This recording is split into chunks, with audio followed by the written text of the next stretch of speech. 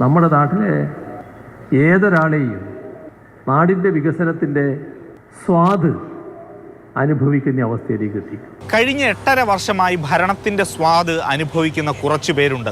അധികം സ്വാദൊന്നുമില്ലെങ്കിലും കഞ്ഞി കുടിച്ചു പോകാനുള്ള വക തേടി തെരുവിലിറങ്ങുന്നവർ KSRTCയിലെ ജീവനക്കാർ.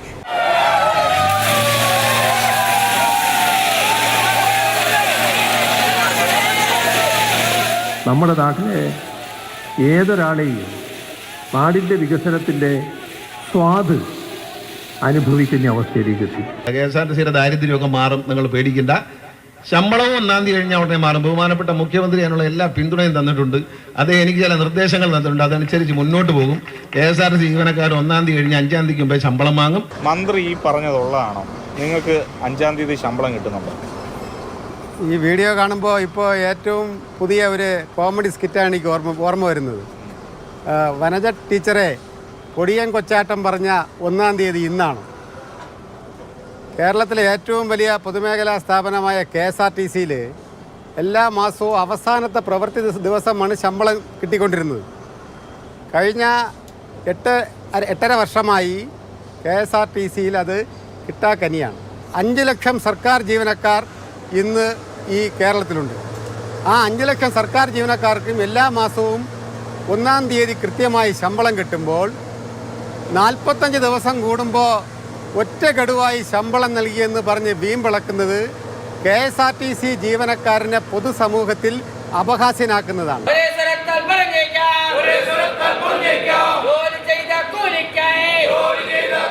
നമ്മുടെ നാട്ടിലെ ഏതൊരാളെയും നാടിൻ്റെ വികസനത്തിൻ്റെ സ്വാദ് അനുഭവിക്കുന്ന അവസ്ഥയിലേക്ക് എത്തി. ഇവിടെ ഇരിക്കുന്ന ആൾ ശുപാർശ കേൾക്കുന്ന ആളല്ല എന്ന് മനസ്സിലാക്കിക്കൊണ്ട് ദയവ് ചെയ്ത് അത്തരം കലാപരിപാടികൾ, വ്യാപകമായ അഴിമതികൾ, അതൊക്കെ ദയവ് ചെയ്ത് എൻ്റെ സുഹൃത്തുക്കളായ ഉദ്യോഗസ്ഥന്മാരും ഏജന്റുമാരും ഒക്കെ നിർത്തണം. മന്ത്രി ആ പറഞ്ഞതും മാനേജ്മെന്റ് കേട്ടിട്ടില്ല എന്ന് തോന്നുന്നു. KSRTC ഡ്രൈവർ ട്രെയിനർ തസ്തികയിൽ മുൻപരിചയമില്ലാത്ത വിരമിച്ച വെഹിക്കിൾ സൂപ്പർവൈസർമാർക്ക് താൽക്കാലിക നിയമനവും നൽകി. നിയമന പട്ടികയിൽ പ്രഥമ പരിഗണന CITU സംസ്ഥാന ട്രഷറർക്ക് നൽകിയതോടെ മറ്റ് സംഘടനകൾ വീണ്ടും സമരരംഗത്ത്.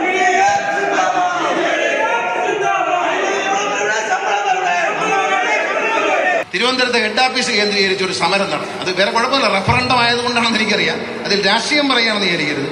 ആ സമരം തെറ്റായി പോയി. KSRTC MDക്കോ മുഴുവൻ സ്റ്റാഫുകൾക്കോ ആ ഓഫീസിൽ കയറാൻ കഴിയാത്തത് കൊണ്ട് ശമ്പളം ഇന്ന് മാറാവുന്ന നിലയിലേക്ക് മാറിപ്പോയി.